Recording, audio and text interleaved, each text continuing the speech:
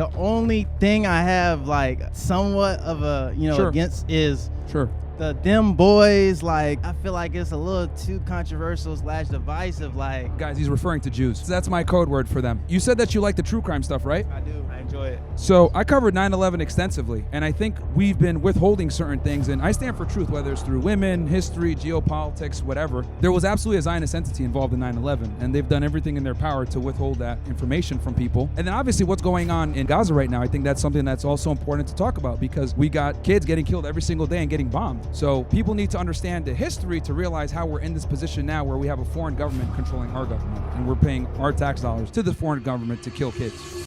All right, so like valid subscriber for a long time. Actually, Abba and Pritch put me onto your content when they were first talking shit to you. Okay. And I was like, oh, and I started listening to your shit, and I was like, okay, makes sense.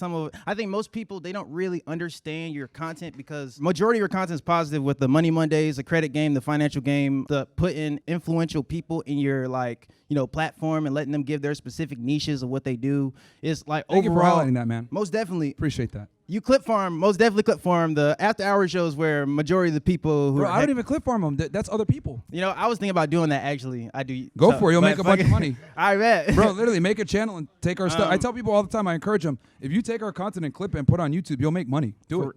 I don't mind. I'm not going to content ID you. Overall, like the only thing I have somewhat of a, against is the them boys, like, or the quotations or the historical, what's your contention with it? I feel like it's a little too controversial / divisive. Like, I mean, it's you. I understand it, but damn, with the goal of trying to gather as much people as possible to like empower dudes and empower just individuals in general. Like, don't you think that's going against it a little bit with like the over controversial content? Is there a particular thing within it that you're worried about, or is it just in general, like the entire? In general, nothing too crazy. Because I also fuck with your true crime shit. That's amazing. But like I don't know. I just feel like it's a little bit too divisive for. Okay, I understand that. So you have a kind of an issue with guys. He's referring to Jews. That's my code word for them. So you said that you like the true crime stuff, right? I do. I enjoy it. So I covered 9/11 extensively, right? Now, people would think commonly that some dude in a cave named Osama bin Laden somehow masterminded a terrorist attack with another guy named Khalid Sheikh Mohammed, the uncle of Ramzi Youssef, and they were able to successfully pull off the most damaging and worst terrorist attack in U.S. history. When that's the official narrative, right, that came out, I think, in 2004, 2005, which Al-Qaeda was definitely involved, right? I'm not one of these like crazy conspiracy theories theorists that's going to tell you, oh, it wasn't Osama. No, it was him. They did plan it. But I think to not identify the other participants in 9/11 would be not true to the crime, right? It wouldn't be true crime because I'd be lying to you. And I think we've been withholding certain things, and I stand for truth, whether it's through women, history, geopolitics, whatever. There was absolutely a Zionist entity involved in 9/11, and they've done everything in their power to withhold that information from people. We found out recently that JFK, when he was assassinated, Israeli intelligence was involved. We're finding out with RFK the same thing, and they've held these documents for 60, 80 years. I wonder why. So with 9/11, and I could quickly go through it if you guys want me to, but there was you guys want me to? All right. Let's go through it. Oh, I can already see some. Okay. Shaniqua in the back is mad. Don't worry. We'll get to you next. We'll talk about, watermelon and fried chicken here in a second. So, the Kool-Aid assassins in the back. So, let me kind of go through it, right? Because I see what you're saying. You're saying like, hey, this topic is very dangerous. It could get you banned. I understand your perspective. But what I'm going to share now, I guarantee most people here don't know, and they don't know because people don't talk about it because it's been suppressed.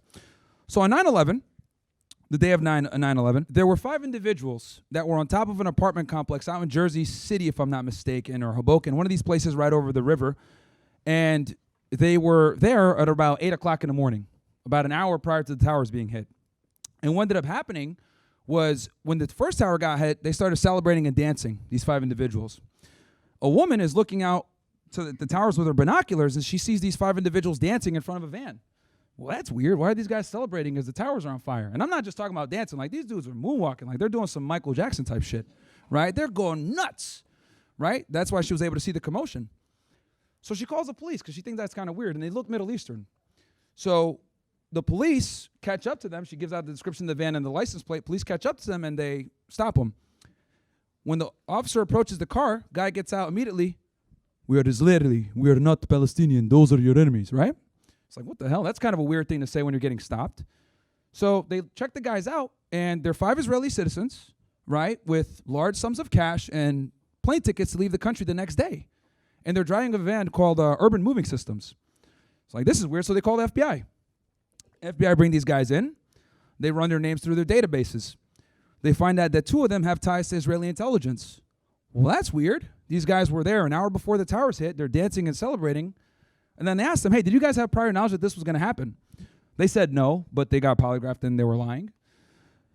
And then they end up holding those guys in jail for about 70 days, immigration custody. And then ended up getting deported, getting sent back to Israel. And they went on a talk show, and they admitted that they were there to document the event, right? Which means they had foreknowledge that the towers are going to be hit. Now, that's just one component. That doesn't account for a bunch of other Israeli art students that were caught all across the United States spying across government buildings. The DEA wrote a whole memo about it, where these Israelis were behaving like art students to get access to the buildings and being interns, and they end up getting caught up in aspiring as well. And this is all leading up to 9/11.